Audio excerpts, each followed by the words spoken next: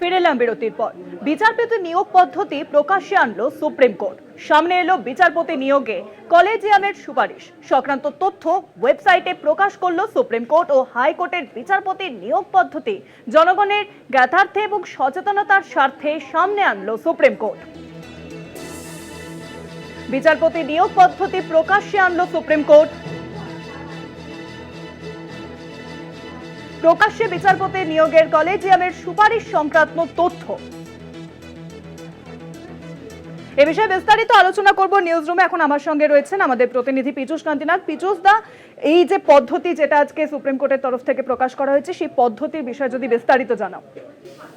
দেখো, এতদিন যেটা আমরা সাধারণ মানুষ যেটা জানতো যে কলকাতা হাইকোর্ট বা যে কোনো হাইকোর্টের থেকে কলেজিয়ামের মাধ্যমে বিচারপতিদের নাম পাঠানো হতো সুপ্রিম কোর্টে, সেটা আইনজীবী হোক, যে বিভিন্ন বার অ্যাসোসিয়েশনের পক্ষ থেকে হোক বা কোনো সার্ভিস জজ হিসাবে হোক। মূলত বিচারপতিরা দুটি ভাগে নিয়োগ হন। একটি হচ্ছে যে কোনো আদালত, অর্থাৎ যে কোনো হাইকোর্টের বার অ্যাসোসিয়েশন থেকে সেই বার অ্যাসোসিয়েশনের কোনো আইনজীবীকে কলেজিয়ামের মাধ্যমে তাদের নিয়োগ করা হয়। আরেকটি হচ্ছে সার্ভিস জজ, যারা নিম্ন আদালতের জেলা জজের ভূমিকা কাজ করেছেন, তাদেরকে একটি নির্দিষ্ট বয়সের পর তাদেরকে বিচারপতি হিসাবে নিয়োগ করা হয়। এবারে প্রশ্ন উঠছে যে সুপ্রিম কোর্ট এবং হাইকোর্টের বিচারপতি কিভাবে নিয়োগ হন। যদি কোনো আইনজীবী বিচারপতি হিসাবে নিয়োগ হন, তাহলে সেক্ষেত্রে সেই বার অ্যাসোসিয়েশনের পক্ষ থেকে বেশ কয়েকটি নাম প্রস্তাব আকারে দেওয়া হয় যে হাইকোর্টের কলেজিয়ামকে। কলেজিয়াম হচ্ছে কলকাতা হাইকোর্ট বা যে কোনো হাইকোর্টের সিনিয়র বিচারপতিদের নিয়ে একটি কমিটি গঠন করা হয়। সেই কমিটিতে তাদের নাম প্রস্তাব করা হয়, সে নাম রাখা হয়, প্রস্তাবিত নামগুলো তার মধ্যে থেকে বাছাই করে তাদেরকে সেই বিচারপতির নাম হিসাবে সুপারিশ হিসাবে পাঠানো হয় সুপ্রিম কোর্টে। এখন প্রশ্ন উঠছে যে কিসের ভিত্তিতে এই নামগুলিকে বিচার বিবেচনা করে হাইকোর্টের কলেজিয়াম। প্রথম হচ্ছে মেধা ও সততা সবথেকে হচ্ছে গুরুত্বপূর্ণ বিষয়। দ্বিতীয় হচ্ছে সেই বিচারপতিদের বা যে আইনজীবী বিচারপতি হিসাবে নিযুক্ত হবেন তার বয়স 45 থেকে 55 বছরের মধ্যে হতে হবে। তৃতীয় হচ্ছে বিগত 10 বছর ধরে তাকে আয়কর প্রদানকারী হতে হবে এবং সেক্ষেত্রে তার বার্ষিক আয় 7 লক্ষ টাকা হতে হবে। আইনজীবী হিসাবে তার যে পারফরমেন্স, সেখানে তার যে বিচার প্রক্রিয়ায় অংশগ্রহণ করে তিনি বিভিন্ন মামলা যে জিতেছেন তার নথি উপযুক্তভাবে পেশ করতে হবে হাইকোর্ট কলেজিয়ামে।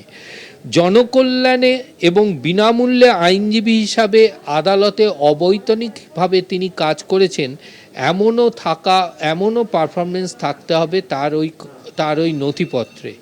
শুনানিতে ধারাবাহিক হিসাবে তিনি যে সওয়াল করেছেন তার উপযুক্ত নথি থাকতে হবে। এই আইনজীবী থেকে যারা বিচারপতি হন তাদের ক্ষেত্রে এই শর্তগুলো প্রযোজ্য।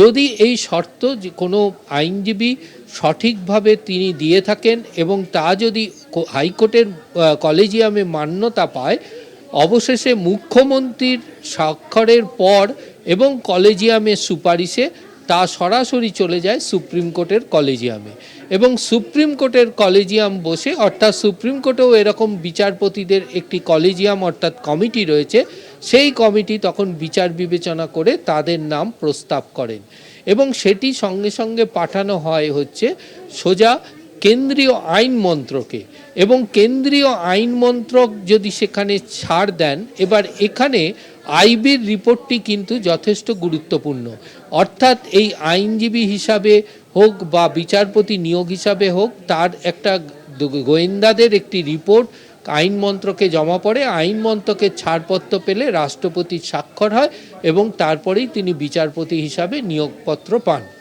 এটি হচ্ছে সম্পূর্ণ আইনজীবী থেকে কিভাবে বিচারপতি হিসাবে তিনি নিয়োগ পেলেন। এই সম্পূর্ণ যে প্রসেসটা কিন্তু এখন থেকে সাধারণ মানুষ দেখতে পাবেন যে এই কিভাবে বিচারপতি নিয়োগ করা হলো।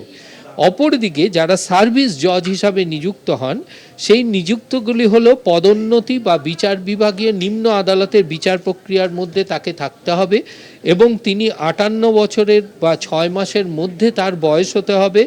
জুডিশিয়াল অফিসার অর্থাৎ যেটা বললাম আমরা যে জেলা জজ বা জেলা চিফ জজ হিসাবে তাকে কাজ করতে হবে।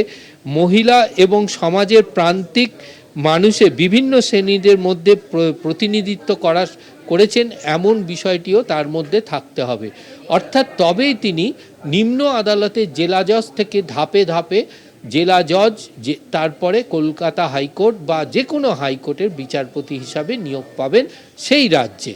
অর্থাৎ এই দুইভাবে যে বিচারপতি নিয়োগ করা হয় সেই নিয়োগটা এখন থেকে কিভাবে কোন পদ্ধতিতে হচ্ছে এবং তার বিস্তারিত যে বিবরণ এবং কিসের ভিত্তিতে করা হয়েছে কি কি বিষয়গুলো দেখা হয়েছে তার নিয়োগের ক্ষেত্রে তা সম্পূর্ণ সাধারণ মানুষও সুপ্রিম কোর্টের ওয়েবসাইটে দেখতে পাবে। শুভা, অনেক ধন্যবাদ পীযূষ, তুমি আমাদের সঙ্গে থাকো। বিচারপতিদের ঘোষিত সম্পত্তির হিসাব প্রকাশিত করতে চলেছে সুপ্রিম কোর্ট। প্রকাশ্যে বিচারপতি নিয়োগে কলেজিয়ামের সুপারিশ সংক্রান্ত তথ্য